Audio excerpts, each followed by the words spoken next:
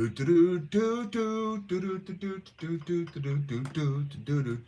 is our welcome music. It's also the commercial music from The Price is Right. That's neither here nor there. Uh, hello, welcome. I'm Bear from the internet. I've been doing prepper stuff since Hurricane Katrina. I almost said Helene. That was recent. No, Katrina, like for 19, almost 20 years now, something like that. What's up, Dylan Bobbles? And I bought all kinds of dumb stuff. I've spent hundreds of thousands of dollars on prepper stuff over the last couple of decades. And on a recent live stream, I asked if it was a good idea, and you said it was, that we talk about what kind of prepper stuff we should be acquiring for people for their holiday purchases. If you're into that, and I'm not saying you should be into that or you shouldn't be into that. I'm just saying. When we did give gifts, my household was big on the big four: something you want, something you need, something to wear, something to read. Okay, those four things. Now we since have abandoned winter observance of holidays, but that's neither here nor there. You guys asked, and so I'm gonna answer for you. 12 things I think for somebody who's not into preparedness, but you would want to be into preparedness, or somebody who's just like brand new into preparing. Like, what should you get for them? Okay, so this is going to be a standalone live stream slash video, and I will have you know I consulted my wife on this, who is both smarter and prettier than I am, and also purchases far more gifts than I do because I'm not really a gift giving person. Just being perfectly honest. What's up, weapons junkie? Shalom, bro. So, number one, a water bob. Water bob is a bladder that goes in your tub. They're like $30-ish, or at least they were the last time I bought one. Holds up to 100 gallons, and if you have an imminent threat, a hurricane, a tornado, an ice storm, if you live in Texas, whatever it might be, or the Russians are invading, or nukes are flying, whatever it is. While the water still works, you put the bladder in the tub, and it has a fill spout, and you put the fill spout up underneath the fill spout from the tub, turn it on, fill it up with 100 gallons of water, comes with a hand pump, and then you have 100 gallons, up to 100 gallons, depending on the size of your tub, of water in this bladder that can just sit there for, I think I've had water in it for like up to a week. It didn't get funky, it didn't smell weird, none of that. Now, shut up, chicken. It's air quote clean water. Depends on where your water comes from. I don't know if RFK is going to get the fluoride out of the water before you put it in your water bob or not, but highly recommended. I have many of these things. I have used them on several occasions. They're good to go, just for general preparedness, and it's one of those things that most people don't think about. Okay? Water bottle. Number two, and I'm trying to think about things that are useful, like when the world ends, man, but also like today, in today's day and age. Number two, some kind of first aid kit. All right? Hey, you guys know which brand I recommend. I recommend Refuge Medical because Refuge Medical was begun in my barn, which is approximately 50 yards that way, right there. And so, some kind of first aid kit, because first aid is one of those preps that it's not like, it makes sense before the balloon goes up, right? As a mama bear, your beard is hurting, bro. No, I like it. I actually might trim it. I don't know. We'll see. We're in the weeds now. Here's the deal. The 137 lives saved to date with Refuge Medical First Aid Kits have all been before the balloon has gone up, man. Okay, so they're applicable not just to when the world ends, but very clearly to everyday life. So some kind of first aid kit. I recommend Refuge Medical. Yes, there are Black Friday sales going on right now. No, it doesn't really matter. Most people make these lists with all their affiliate links, right? And here's the 19 things you need to buy for Christmas this year or whatever. My list is not that way. I just firmly believe you should get a first aid kit for people. Okay, whatever it might be. Number 3, flashlight or headlamp. Okay, headlamps are super awesome. I get the cheap, they're like $12 from Jeff Bezos' 14th yacht, Energizer brand, come with 3 AAA headlamps. And I have one in that truck, one in that truck, one in the rucksack in the back of that truck, one in the search and rescue bag in the backpack of that truck, half a dozen of them in the team room over here, one in my son's truck, because they're like 12 bucks a piece. The cool thing about a headlamp is it's like a flashlight for your head, which means I get to use both my hands at the same time. Now, generally speaking, they won't be near as powerful as something like this. This is one of my wife's Olights. One of my wife's Olights. Now, that means I have one wife who has multiple flashlights, not multiple wives that each have one flashlight. Okay, just if you're wondering where the apostrophe S goes. Now, the upside to Olight is if you leave it on long enough, you also have a fire starter, because they will all the way explode. And I'm not married to any particular brand, but out here in the sticks, having a flashlight that will shine for several hundred yards is highly recommended, because the problem might not be 15 feet in front of me. It might be 150 yards that way. So some kind of flashlight or headlamp, and don't sleep on headlamps because they're cheap, they're compact, you can stick them in anything, and a lot of people, even preppers, don't have headlamps, or they only have like one headlamp. I have them everywhere. They're just literally everywhere. Number 4. Okay, number 4, a multi-tool. Here's why multi-tool. And I'll tell you, Leatherman does not seem to be the same company today that they were, years ago. I bought a Leatherman for training about a year ago, basically civilian SEER school, and I broke the jaw, not the jaw, one half of the pliers on my third cut of wire. And no, I wasn't trying to cut wire that it shouldn't have been able to cut. It just snapped in half. So Leatherman does not appear to be the same company that it used to be, much like DeWalt is not the same company that it used to be a decade ago either. Okay? The whistle has been blown. Respect for making the video and keeping your word, Bear. Thanks, man. I just try and let your yes be yes. It's a concept. Shalom, Fluster Cluck. So I have a lot of Gerbers multi-tools. When I say a lot, I think probably 4 Gerber multi-tools. And there goes Full Metal Artemis towing the feed trailer. He waves. He waveth. Verily. But while I'm not a giant fan of Gerber knives, the Gerber LMT is a pretty good knife. Everything else, the Gerber Mystery Steel, is just freaking weird. Their multi-tools, for the cost, are very, very good. And again, cost is a consideration for everybody, right? Everybody has a budget, all right? So, multi-tools. And here's why.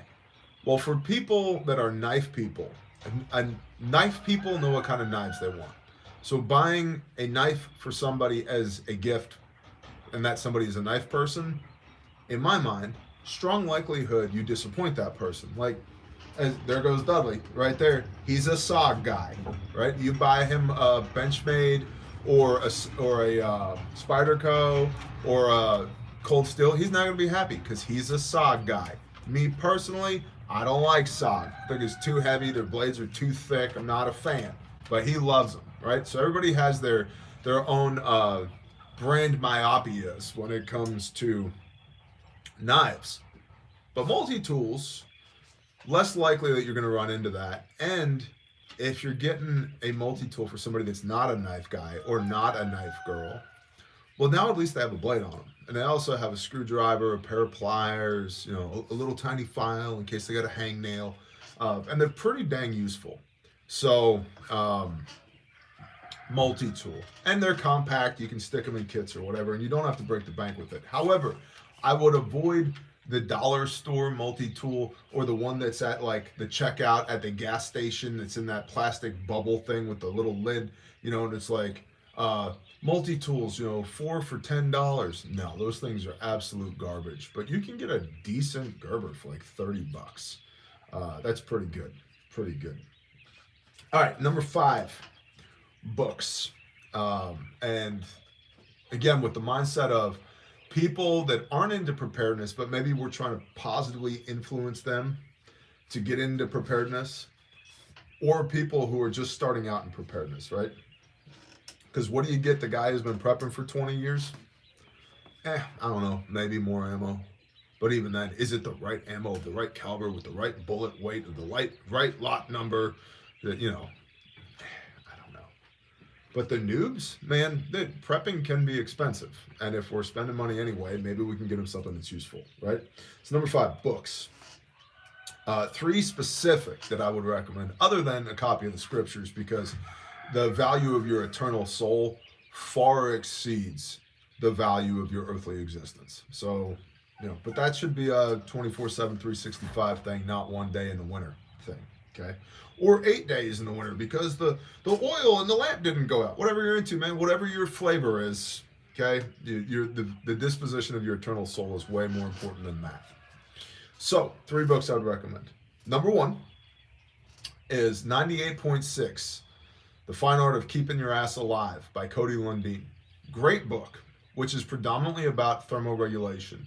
There's also navigation in there and lost proofing and a really good section on how to build an actual survival kit. Not a make-believe, pretend survival kit, like a real one, based upon a guy who's been doing it forever and a day. And it's a really good book. It's a short read. It's relatively inexpensive. I believe we have it in the store at Refuge, on the bookshelf at the store in Refuge. So just refugemedical.com for that book. And if you can't find it there, then try and find it somewhere else. But we do have many books at Refuge. So highly recommend that book. Number 2, highly recommended book, especially for people who are brand new to preparedness, by Pastor Joe Fox. Survivalist Family, Prepared Americans for a Strong America. Survivalist Family. Chapters on everything on there. How to get my family into prepping, how to get my spouse on board, how to talk to the neighbors, how much food or ammo or water do you actually need, everything. But I've got kids, or I don't, it's all in there. It's a great book, and it's written the same way that Pastor Joe delivers his verbal bits of information, which is concise, clear, brevity, which I appreciate. Also available in the store at refugemedical.com. And then the 3rd recommendation actually came from my wife, although it's a good recommendation. The Going Home series by A. American. And it is prepper fiction. And I know Angry American, good dude. We've done events together. We chat. Good guy. And I'm not just saying this because he's a good guy and I know him. I'm saying it because it is a series of novels that are written in such a way that it keeps the reader engaged, and the subject matter is such that if somebody wasn't into prepping, they might want to be after they read those books. And if they are into prepping but they're a noob, they're brand new, they might understand they need to do better after reading those books. And so those are my 3 book recommendations. Number 5, 98.6 by Cody Lundin, Survivalist Family by Pastor Joe Fox, and Going Home by A. American. Okay, number 6. A Nalgene bottle. This is a 1-quart Nalgene bottle. Okay, it's BPA free and it does all the blah blah blah. A 1-quart Nalgene bottle, because of your 5 C's of survival container. This is the hardest thing to reproduce in the wild. Cordage can be made, a cutting edge can be made. Cover, I can make a debris hut out of leaves, but having a container, a 1-quart Nalgene bottle, and a Sawyer Mini. You're talking 12, maybe 15 bucks. I think about 12 bucks for a 1-quart Nalgene bottle and 20 bucks for a Sawyer Mini. And the Sawyer Mini and everything that goes with it will fit inside of the Nalgene bottle if you need to put it in a kit. Highly recommend it. Going back to Cody Lundin, you can take some unlubricated Magnum condoms and stick them in there as well, because each one of those will hold up to a gallon of water. That's a water kit. You can add some tri-oral rehydration salts into there. There's a lot you can do with that, and you always have water. Good to go. Oh my gosh. Did I erase the note on my phone? No, I didn't. So, number 6, Nalgene bottle right here. Now, these are not fireproof. Okay, so you might go with a single wall steel bottle, not double wall insulated, single wall steel bottle. I like these because they're very durable. I have broken like 0 of these. I've broken 3 camelbacks this year. In 2024, I've broken 3 camelbacks, 0 of these. Okay, but they're not heat proof. You get these too close to the fire, to the heat source. These are thermoformed. They're like injection molded, and they will all the way puff out and blow out on the side and get really weird looking if you get them too close to the fire. So don't recommend you do that because they are plastic. But a Nalgene bottle or a single wall steel bottle. Steel, aluminum is bad for you. It gives you Alzheimer's. Steel bottle, single wall, or Nalgene, and a Sawyer Mini. You're like $30. Should you give condoms as gifts? Well, stray kitten, it depends on who you're giving them to. That could imply certain activities. Come stand underneath the mistletoe with me.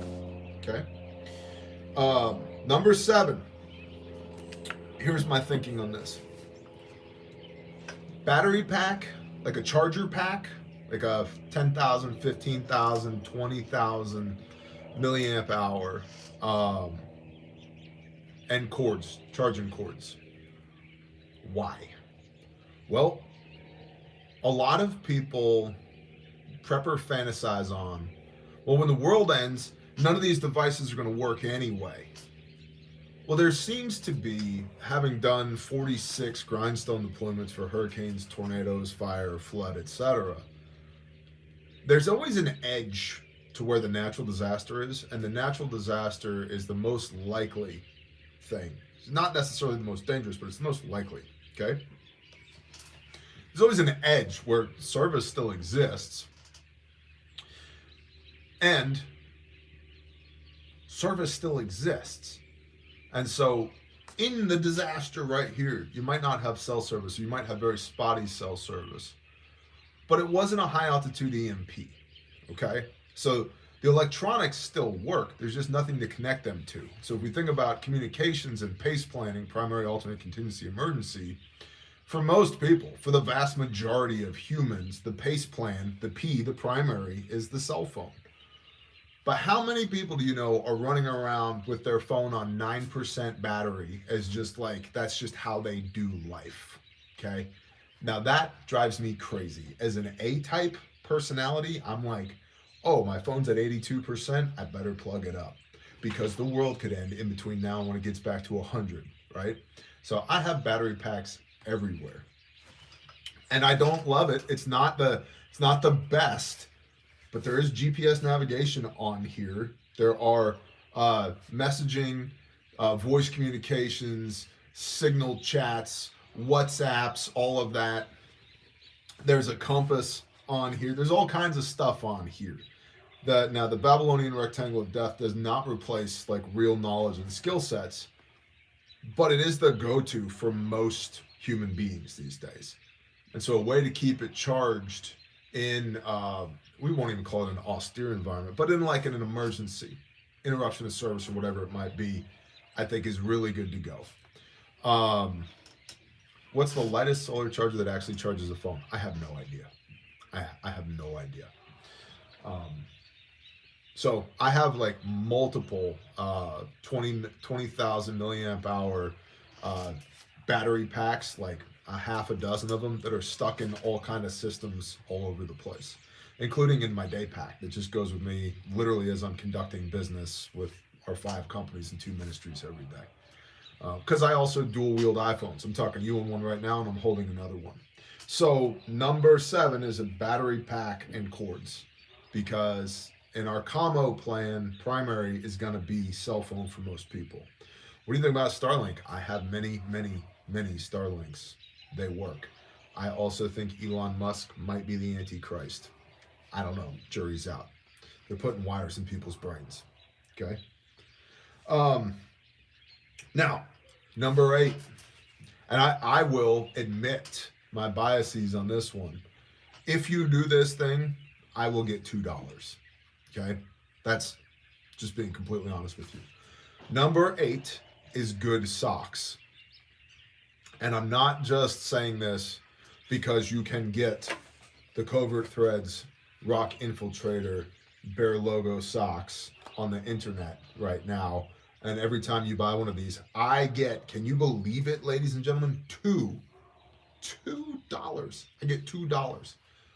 I would have partnered with these guys if I got $0 because these socks are amazing. Good socks. You need good socks. Everybody, I'm sure everybody has had this experience. It's your birthday or it's Christmas morning and you open up a present and it's socks and underwear. And you're like, thanks, Mom. These socks, anything Covert Threads makes, they're amazing. They're an amazing company. Former Marine, prior service, veteran-owned small business, family company. What's up, Sterling? What's up, Pete? You guys are amazing. They make the best socks I've ever used. And I have Darn Tough, and I have JB Fields, and I have everybody else's socks. I'm literally wearing Covert Threads socks right now. There's, I'd say, one day a month that I'm not wearing Covert Threads socks, and that's because some other rando sock company made its way to the top of the sock drawer. They're amazing, okay? And foot care matters. So from a preparedness standpoint, we're going to shoulder our rucksack, our bug out bag, our get home bag, I'm never coming home again bag, my bail out bag, whatever gay name you put on your bag, whatever you're into, homie, you're going to shoulder your bag and you're going to walk under your own power from where you are to where things are less bad and or good. What's up, Moose Run Coffee? Honorable mention, Moose Run Coffee. I will get some Moose Run Coffee for gift giving this season as well. Okay? So, if you're gonna walk, you should have some real socks. Look at these monster truckers right here, homie. Look at that. Real socks. And I have large legs from playing football and from climbing and from rocking and from drumming. And their OTCs, they're over the calves, actually go over my calves. They're actually long enough and they don't actually fall down. Highly recommended. Good socks. And if maybe you're not a Covert Threads fan, maybe you fell down and bumpeted your head and, you know, your synapses aren't firing and you like some other brand, that's fine. That's fine. Real socks. Good socks. Okay? From whatever brand you're comfortable with, I love Covert Threads. Number 9, rain jacket. Like weather barrier gear. And I said rain jacket instead of poncho because I think most people, most normies, if you get them a square or a rectangle of silicone impregnated nylon, they're going to be like, what the hell is this? Okay? Like, what is this? What do you expect me to do with this? Like, it's a poncho, you put it on when it's raining. Well, why would I be outside when it's raining? But see, if you take that same material and you shape it like a jacket, you're like, you know, in case it's like raining outside when you have to go from your car to the office or from your car to the mall or nail salon or whatever it is that you normal people do. Here's a rain jacket. Frog Togs is a brand, not very expensive. They're not incredibly durable. I don't think you're going to survive the apocalypse in Frog Togs gear, but I have several Frog Togs ponchos that I'm surprised are they're still making it. And they're $20 to $30 available off the shelf at Walmart. In some not terrible colors either. You know, they're not bright orange like sage green, etc., etc. So a weather layer, a rain jacket, highly recommended because especially this time of year, you know, it was 31 degrees here this morning. If you're wet and it's 31 degrees, you're gonna die. You're gonna die, man. You were talking Frog Togs 6 years ago, right, Badger? See, that gives you an example. You know, I say it might not survive the apocalypse, but I've been talking about Frog Togs for 6 years. So, how are them socks you got on in the ice? I love them. They make all types of different socks. One of them is literally called the ice sock, of which I have a few pairs. They're incredible. So, a rain jacket, poncho, rain jacket, something like that. It doesn't have to be $100, $200 rain shell jacket, but it could be if you don't have a ton of gifts to buy and you really like this person. But a $20 Frog Togs top works really well, really, really, really well. Okay. Number 10, because remember, new to prepping and where we're trying to get them into prepping. Sourdough starter kit. Get them started, get them hooked on the sourdough. These are like 20 bucks. Okay, 20 bucks. Get them a sourdough starter kit. And then sooner or later, they're going to have sourdough discard. They're going to be like, what do I do with this? And be like, the answer, the only appropriate answer is you make homemade mozzarella sticks. That's what you do. Oh, you mean I have to like make bread? Yes, we're going to make food. We're going to start with raw ingredients. We're going to make food, including bread. Basic bread, right? And then maybe they realize, well, sourdough is actually a little bit more complicated than it looks. Cool. Let's do a quick bread. Let's make some flatbread, some matzah, or whatever it is, like 3 ingredient matzah, 4 if you include salt, right? Water, oil, flour, salt, matzah, 7 minutes, easy. Or tortillas, or whatever it is. But Sour Bros. Now that's a good brand name. Sourdough starter kit. I think that's a great introduction to like, why don't you be 10% more crunchy? Why don't you be 10% more, take a little bit of responsibility for yourself and who you are. Number 11, and we only have 12. So number 11 is a weather radio. And I bring this up because they're like 20 bucks, 25 bucks. I bet you, there's 438 people on here right now. I bet you less than 50 of you have weather radios right now. Well, what's a weather radio? When there's a tornado or a hurricane headed towards your house, or a fire or a flood or whatever it is, okay? It goes off. It's a radio. It gets an alert. It goes off and it says, hey, you're in danger. You should be careful. 2 people in the chat have one. 3 have one. All right. But most people don't have these. And in preparedness, a lot of people hyperfixate on what kind of suppressor they need to get on their 24-inch stainless steel barrel 308 DMR rifle so that they can hold the zombies off at 1,200 meters, which is all the way gay. That's just stupid. So like, but did you spend 25 bucks on the weather radio? That in case like a tornado is headed at your house, you can like, duck and cover. If there's a nuclear bomb coming, you can stack your school books on top of the desk and get on top of it, kiss your ass goodbye. No. So, weather radio. I saw somebody said I have it on Baofangs. Baofangs can also be tuned in weather channels. Yes, they can, shop stuff, and I agree. I almost put HTs, handheld transceivers, or handy talkies on the list, but I didn't. Because there can be some legality involved in that. And if we're talking about brand new noobs, I opted to not. And I know the Baofeng UV5R is still inexplicably the darling of the prepper community, but I hate those radios. Hate them. And the reason I hate them is from real world experience. I have dozens of those radios. Dozens. Remember, for a while, they were 10 bucks a piece on Amazon. I have dozens of Baofeng UV5Rs.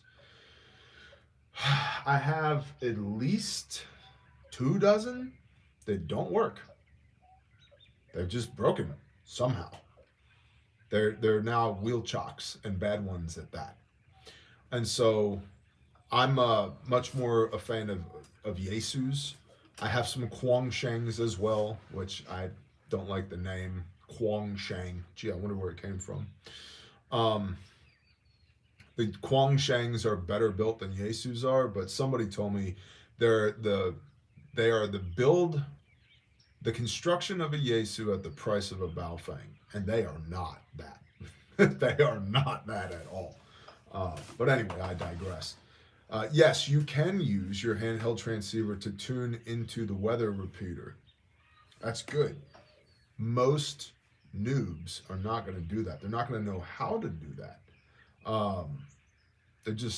They're not going to. So that's why I put weather radio. Okay, if you want to get some pre-programmed radios, go for it. But they're not walkie-talkies, depending on which band you're on. Like, not that I think the FCC has any right, especially in an emergency, to tell people what they can or can't do via the First Amendment, but I digress. Number 12 is seeds. Seeds. And not your 12,800 seed survival seed vault. Not that. Because most of those seeds suck anyway. Local seed as much as you can from your region, preferably from a small grower.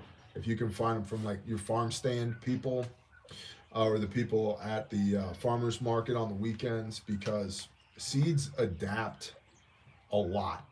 Not just what your growing zone is, not just what your region is. Like one side of your garden to the other, seeds adapt. So the closer to you can get seed, or the closer to where it's going to be planted, you can get the seed, the better. Um, Not the survival seed vaults, because those things come from like seed factories and they're all like, you got 9,000 lettuce seeds. Great. What am I going to do with 9,000? It's crispy water. There's no caloric value whatsoever. But it's got micronutrients. I need macros, homie. Macros. Carbohydrate, protein, fat. That's what you need, right? So get somebody some seeds to encourage them to grow food.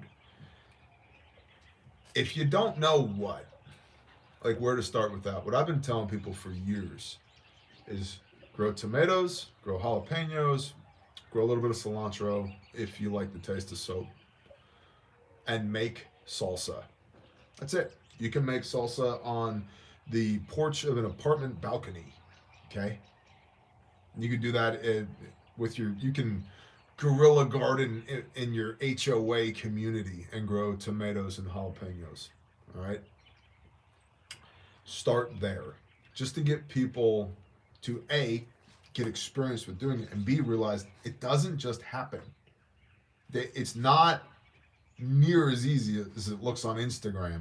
Oh, there's this lady wearing a linen muumuu who's doing it. She's twirling around in her yurt talking about the butternut squash that she just picked from outside her front door. And it's like, that lady's good at that. Or it's all make-believe. She bought that squash at the farmer's market like everybody else. I don't know. But it doesn't just happen. Okay? I've seen a lot of comments on potatoes. Yeah, potatoes are great when it comes to caloric density. But potatoes don't just happen either. It has a lot to do with the soil and the sun and the amount of water that you get.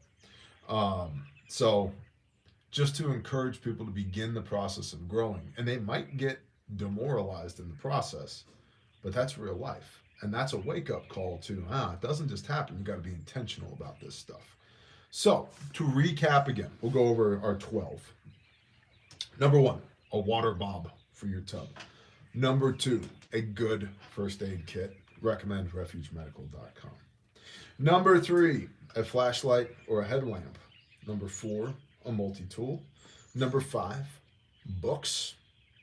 98.6 Degrees by Cody Lundeen. Survivalist Family by Pastor Joe Fox, both of which you can get in the store at refugemedical.com. And the Going Home series by Angry American. Number 6, a Nalgene bottle and a Sawyer Mini. Number 7, battery packs and charging cables.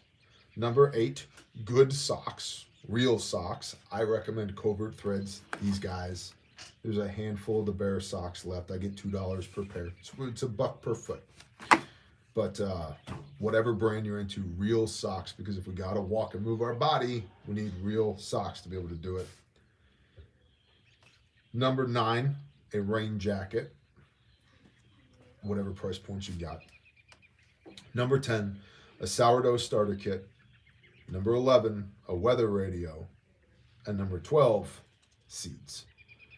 That's my recommendation after consulting with my wife for people that aren't into preparedness, but you're kind of trying to nudge them in that direction, or who are, they're like brand new, they don't really know what they're doing.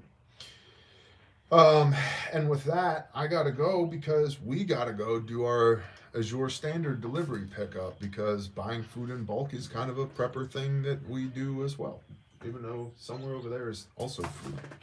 Can we see it? Right there. Look right there. That's a moo cow. Right there. It's a moo cow right there. All right.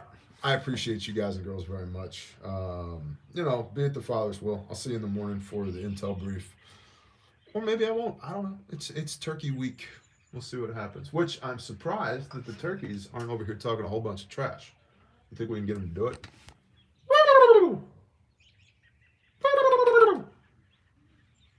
No. Today's the first time ever they don't want to just talk a bunch of trash. Maybe because it's cold. They're over there by the skid steer, walking around in the front yard. See them?